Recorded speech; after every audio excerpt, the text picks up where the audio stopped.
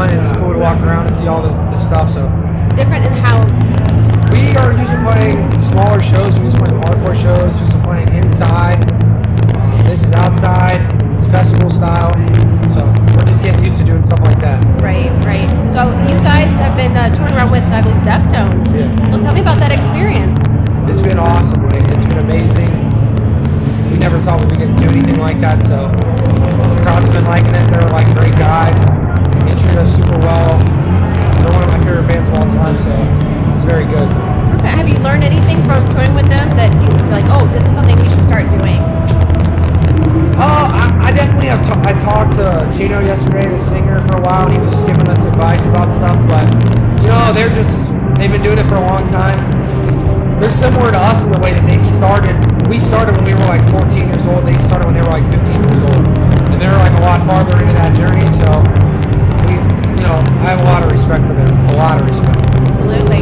So I mean, like you said, you started when you're like 14, 15. So tell me kind of about the passage of time, like when you started till now, because I mean you're pretty young. That 14, 15 wasn't too long ago. We're about 22, 23 now. So we've been in for like 8 or 9 years. We all met middle school and high school, and we were all just like into punk. We started as like a high school band. We just wanted it more, so we stuck with it. There you go. They're all my best friends, and we've been the same band since we were in high school. So when I was just from research, when Bob Rizzo joined the band, it changed you. Yeah, I seen that online. So that kid was just a kid who we knew in high school. The real band is me, Reba, who's the girl in the band, Eric, and the kid Joe plays bass. He was like my best friend. He used to like help sell our t-shirts and stuff since the beginning. So that's the real core of the group.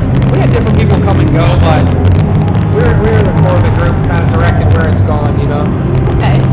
So in my mind, I was like, oh, Code Orange. Let me just put in Code Orange and look it up. And there's Code Orange Kids. There's the Thinning of the Herd. That's all our stuff, yeah. Okay, so tell me about Thinning of the Herd. What does that mean to Code Orange? Thinning of the Herd was just something that kind of described where we were at, kind of described what we were about, which is kind of weeding out all the fake stuff that's going on in music in general, and just kind of being yourself, being who you are. It was kind of just a concept that we started running with. It was pretty prevalent in some of your videos. You had the TOTH and many iterations.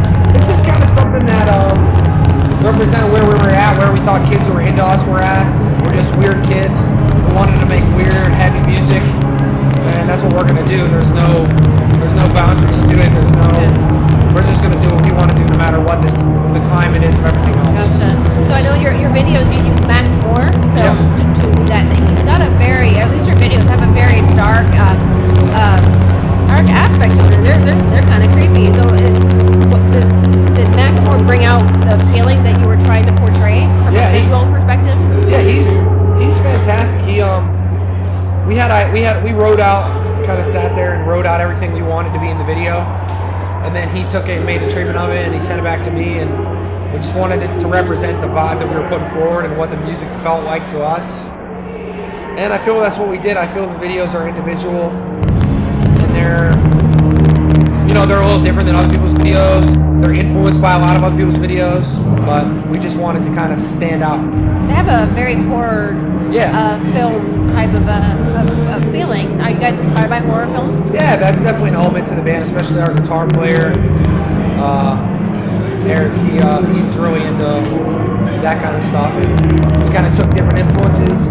We kind of listened to what we created, figured out visually what represented that, and that's what we went with. We wanted to have a strong vibe that wasn't scattered, kind of like how our vibe had been before that when we were young kids. Right. We wanted to kind of stick the nail in and decide where our vibe was at. There you go.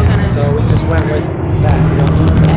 So you all used to be Code Orange Kids, and at some point you dropped the kids. Why did you do that? It's kind of like what I was saying. Like we started when we were 14, and we made that record, and we kind of realized like, okay, this is a new thing. We want to go with a new vibe, a new visual aesthetic.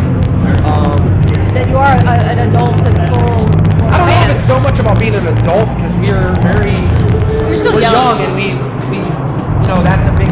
think where our heads are at and stuff, but it's more just like we needed something to separate what we had done before from what we were doing now, even though we love all the stuff we had done before. But we just felt like, okay, this is the new backbone for what we're doing. And now, that record we made was the backbone. Now we're going to expand on it and make something, I think, a lot greater. Okay. And you guys just signed with Roadrunner Records. Yeah. And you got, I think, coming out, I think, in the fall. Sorry about that. Coming out in the fall. So tell me about that. What should we be looking forward to? We're going to make the record we were going to make regardless. We just teamed up with the people that were the most willing to let us do what we want to do, let us control our music, the visual aspect, all the stuff that makes it cool to us. So we went with the label who has a lot of culture in the past, especially in the 90s and late 80s, and have a lot of acts that have influenced heavy music. And they've done different things and gone different ways, but what we want to do is we want to make Roadrunner cultural with other bands too, in the way that it was in that time. And there's a lot of good people, some of them dudes over here working there, that understand where we're at, and we just went in and said, listen, like, if you like what this is, and you're going to let us do our thing, that's great. If not, we're good. We're down to make a record wherever. Okay. And they were very willing to do that, so. Excellent. Good to It's pretty go. much a match made in heaven. They gave you the reins and you're taking them. We got the reins, they're gonna put it out there. That's all we really wanted, so. There you go. So what's up next, Code Orange? We're just working on a record. We're doing this Death to the Tour. It's like the biggest tour I've ever done. It's great. We're gonna make a record that I think is a lot different than other people's records. And it's at least a record we really fucking believe in.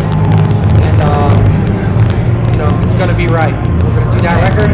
I think that's gonna shake things up. I think so. I think you're going to definitely shake up the spectrum of what music looks like